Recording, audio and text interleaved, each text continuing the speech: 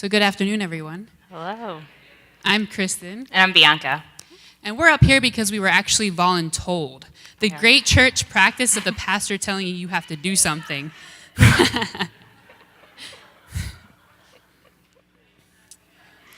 No, in all seriousness, we're here because we want to talk a little bit about moving our idea of mission and service towards cultivating unlikely relationships. So how often do we think about service and mission doing for really a relationship of doing over? But we're really here about talking about how our idea of mission and service is really about mutuality and relationship building, and particularly paying attention to the power and privilege dynamics that play out. So my name is Kristen Kane, and I'm originally from Williamsport, Pennsylvania, home of the Little League World Series baseball. Any Williamsport folks in the house? Anybody? And this is Adriel. This is a great example. So I'm originally from Williamsport, and I found myself here at Luther Place in kind of a crazy way, which I think is part of Luther Place's history and tradition. I came here through the Lutheran Volunteer Corps, non-traditionally, because I was both married and I was out of school for a long while. And I was living in El Salvador when I moved here. And when I got here, I thought I was working for something very official called the Steinberg Center for Urban Studies. That does not sound very churchy to me. That sounds pretty official, and I was really excited about it. So when I got here, my very first day was this kind of intense staff meeting. It's as intense as these lights are, which are really intense. And I was like, what is going on? What have I got myself into? Because I was really, really very jaded by church. And so when I got here, that was my first introduction. And then my second introduction was at N Street Village. And I got to start to work with women that were part of N Street. And this seemed like a dream come true for me in regards to what church could be. And then I started learning about the fact that we are at the seat of the fastest gentrifying 1-mile stretch in the entire United States. And then I came to church on Sunday morning. And I had to ask the question of, who are we? How is it that my experience throughout the week here at Luther Place is very racially diverse and economically diverse, and then on Sunday morning it's majority white congregation? What is going on here? And so I began to ask the questions of, what does it mean to be the organizer of community life here in this gentrified neighborhood in a congregation that did amazing work that I don't want to minimize at all, that really did come of the heart, but didn't do the work of actually being together. And so some of where I pulled my strength and my thought process from was actually one of the gentlemen that you can't see because he's covered, Dietrich Bonhoeffer. And he talks about how the greatest, this is going to be a paraphrase quote, but he talks about how one of the greatest services we can offer in the fellowship is listening deeply. He actually goes on to say that the death of the spiritual life starts when we're talking over each other. I like to flip it on the other side and really talk about this. The birth of our spiritual life is in deeply relating to one another. And so I began to relate to women at N Street, and I began to relate to those that are the gentrifiers on 14th Street, and those that were in the congregation, and those that were in some of the collective housings that are in this area. And we began to dream up together, what could it be, what could we do together, how could we be together? And before I tell some of that story, Bianca is going to talk a little bit about how she comes into this context of shifting how we think about service into building mutual relationships. So my name is Bianca. I grew up in a suburb of New York City called Maywood, New Jersey. It's a mile by a mile. It has 10,000 people in it. And my parents left New York City with the idea that they were going to leave the city and leave behind all the things that they'd grown up with and find a safe school and a good neighborhood. The other kind of values or stories that got transmitted in my house were you can't help the poor if you're poor, and that your only job is to get an education. And my family has this vein that like all you do is put your head down and work hard, and the only people that you're responsible to are your family. And so I went to college and I started going on service learning, mission, immersion trips. And I went to Biloxi, Mississippi, and I went to New Orleans, and I went to Pine Ridge Reservation, and actually stayed in Baltimore, and was really amazed at and transformed by the opportunity to get to both do service and relate to people that were different than me, that had different life experiences than me, and let people that normally were really marginalized become my teachers. And so I've been really transformed by this work. And so when I was graduating and looking for something to do, I decided to look at the Lutheran Volunteer Corps and found my way to Luther Place running the Steinberg Center. So the Steinberg Center is a hostel in the 3rd floor of our building, and we host probably about 50 to 60 short-term immersion mission trips a year. So youth groups and middle school confirmation classes and high school and college alternative break, and sometimes we get gifted with adults that want to come learn, usually about homelessness or church response to homelessness and poverty in urban contexts. So I spend a lot of time talking to people who want to figure out how to do good in the world. Lots of church folks who are really interested in providing an experience for their youth. So I get a lot of phone calls, and I ask people always, well, what are your goals for your trip? What do you want your students to experience? And without fail, I get told, well, we really just want to make sure that this youth get a hands-on service project. We really just want to make sure they get, an experience. So if we could maybe do a community cleanup or work at a soup kitchen, I just want to make sure, they get to see some shelters. And so I had this gut reaction of, you're coming into our community, and this is not poverty tourism. And then sometimes I get told by pastors, well, we really, we're just going to focus on Matthew 25. So we want to feed people and clothe people and be with people, and often conversations about the least of these. And so the power and privilege dynamic that we're talking about is that often those pastors that I'm talking to are leaders in suburban, primarily white, and primarily wealthy congregations wanting to come for an experience. Right? They want to make the experience of a mission trip be a commodity that they can buy and arrive in our context, and that we will provide an experience for them.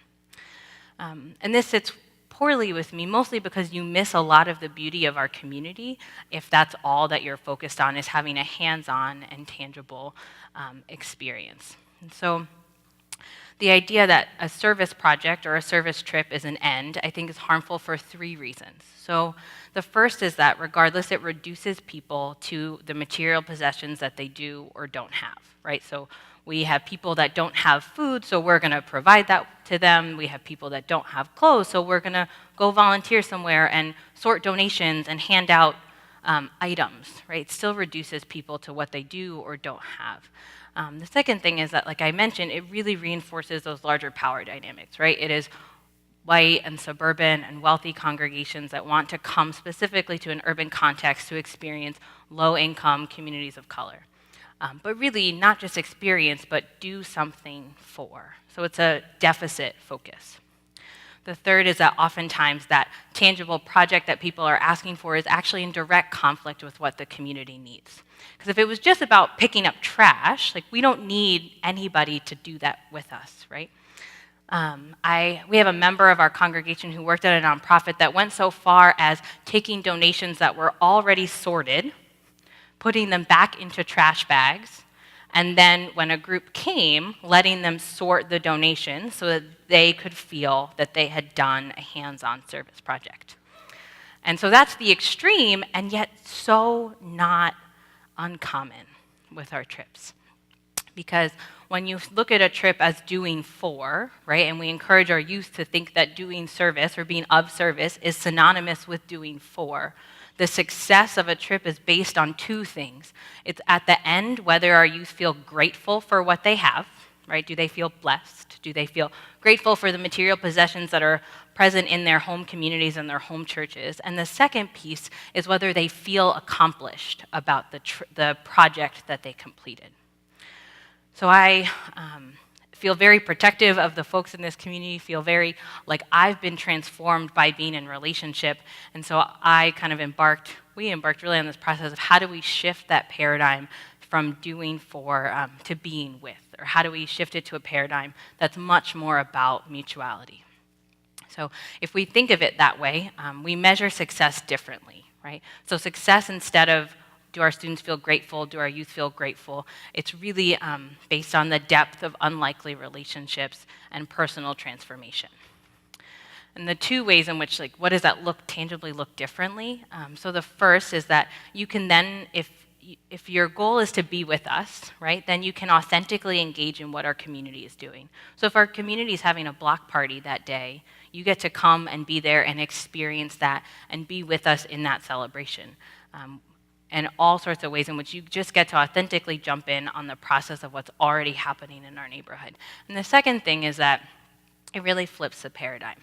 So if you come in and you want to do a project for, the who has time and talent and treasures and gifts to share is the visiting group, right? Instead of that, this community that is hosting you has time and talents and wisdom to share with the people that they are welcoming. And so we spend a lot of time focusing on that. And I think for us, the Community Craft Collective, which is a ministry here, is the best example of the way in which we have tried to shift all of our service groups and our immersion trips into working out of a model of doing for and working into a model of being with. So it'd be really great if all the problems were external and it's all those groups that are coming to visit us here at Luther Place. Right, Pastor Karen? Wouldn't that be just awesome? But the real reality is that paradigm of doing for and feeling good and feeling accomplished and that being success also plagues our congregation. And so my role is really figuring out, and thank you for using the introduction to my bio that I haven't thought about in a long time, but a lot of the work that has been my role and the role of leaders here in this community is really asking, who am I? And who is our neighbor, and what is the Spirit calling us to be about? And as we began to ask those questions, there's always power dynamic questions involved in that. Because, this congregation 40 years ago started N Street Village, which is a continuum care shelter for women experiencing homelessness that now serves about 68% of the female homeless population. Which is amazing. And the people that first started that, you hear stories of people putting their mortgages on the line in order to have enough to be able to take out loans in order to establish this ministry. But at the same time, just like Dorothy Day teaches us, that kind of hospitality and that kind of intentional work of being in a relationship with each other really wears on folks. And a lot of that history of being with and being transformed via relationships started to really get loose in the congregation. People that came into the congregation now wouldn't necessarily know the stories of transformation that people had as they established N Street Village. And so a lot of our questions are, so what does that mean for us? How do we be in relationship, and how do we start to build things that are much more mutual? And so one of the questions that we started to ask, we started to do one-on-one relational meetings with women at N Street and people within the congregation and folks in the neighborhood, really asking, like, what do you delight in? What does your heart want to do? What do you feel called to? Out of a quote from Howard Thurman that talks about, don't ask what the world needs, ask what makes you come alive, and go and do it, because what the world needs is people who have come alive. And a lot of times when we think about relating to people who are marginalized or who are experiencing homelessness, we think that the only thing that they're out there looking for is for housing and jobs, and I'm not going to minimize that, that's real reality. But what we found is when we start to build relationships and talk about the things that we really care about, that people across the board have things that they delight in that you just wouldn't imagine. And so as we began to ask questions, we found that there were a lot of talents, particularly different artisan talents, whether that be knitting and crocheting, or whether that be Mayan weaving, or whether that be tamale making, or painting, or drawing, and that people, particularly people that didn't have center power within our congregation, really were craving to share who they were through the talents, not just their needs. And so we began to build what is called the Community Craft Collective. Now again, because I can't see because of the light, but I know that a lot of folks that are part of the Community Craft Collective are actually here, and I invite you to raise your hand, and people can look to see. And we have, as well, we have a group of students that are with us from Messiah College that are visiting and staying at the Steinberg Center, so I want to give them a wave as well. So that you know we're not just making this up, we are actually trying to live this out. And actually so there's a presentation after us, and then we will invite you to come to the chapel, and you can actually get to come and engage some of the crafts that both the groups have been making together today, and also that the Community Craft Collective members have been making for a while. And that'll be in the chapel. And how we want to actually leave you is with a video that expresses some of what has happened as we built the Community Craft Collective. So it started off with 4 women that were living in the night shelter here on the 4th floor, and 3 congregation members. And we were asking these questions of what do you delight in, and found out about mutual desires to knit and crochet. And from there have built to a 18-person community craft collective that has become bilingual, Spanish and English. That includes people that have come through N Street, people who have not, people who identify as men, people who identify as women. We also have babies. And it has really turned into this deeply communal thing that is definitely the measurement of unlikely relationships, especially when you think about what does it mean to be at the foot of the fastest gentrifying 1 mile stretch in the entire United States.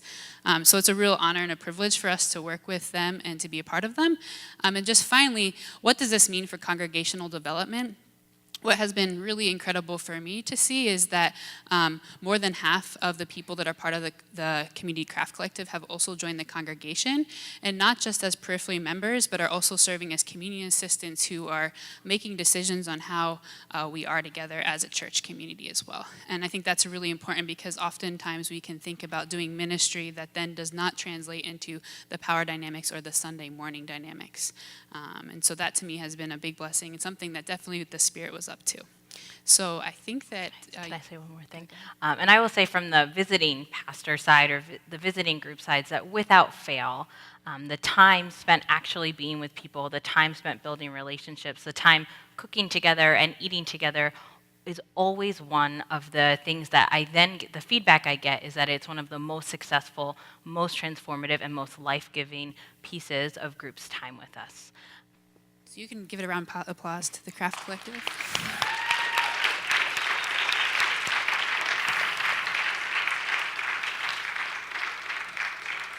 And so we hope that this talk leads you to think about who are the unlikely relationships that you pass by on a daily basis or within your congregation or within your neighborhood, and who might you be able to spark your spiritual life with by relating to.